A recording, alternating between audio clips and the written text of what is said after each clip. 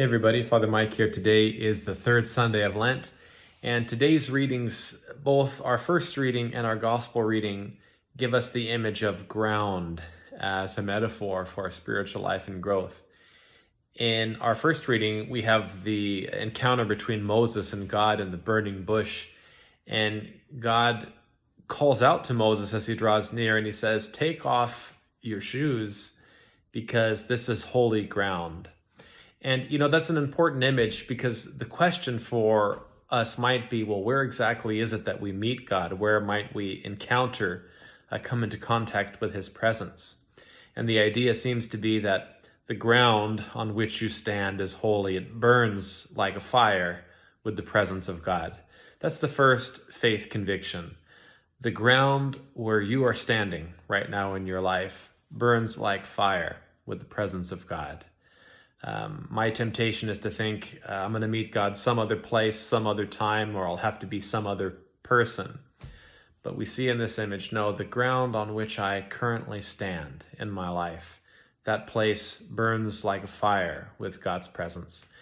We need to do what Moses did. He stopped and checked it out. He stood in wonder and awe at the mystery of the presence of God burning like fire on the ground on which he was standing. We get something similar in the gospel. Jesus tells a parable about the owner of an orchard who has a tree that's not quite producing fruit and he wants to cut it down. But the gardener, in whom we might see the figure of Christ, pleads with him and says, "Give me time and I will cultivate the ground and fertilize it. It might bear fruit later." There again is that image of ground which the gardener or the Lord is going to cultivate and fertilize so that the tree can be fruitful. The idea is something like bloom where you're planted. The call is to trust that the soil where I am planted in my life really has in it everything I need to do what's next. The potential to grow fruit is there where I'm really planted. The idea is that there is a privileged, promised time of grace, and it's the time in which we find ourselves. The Lord is cultivating the soil of our life, providing for what we need to do the next right thing.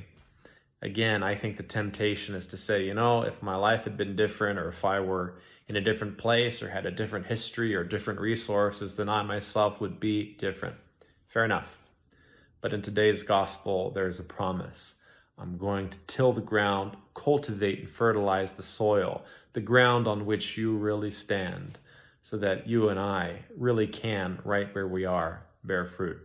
That's a promise worth claiming on this third Sunday of Lent.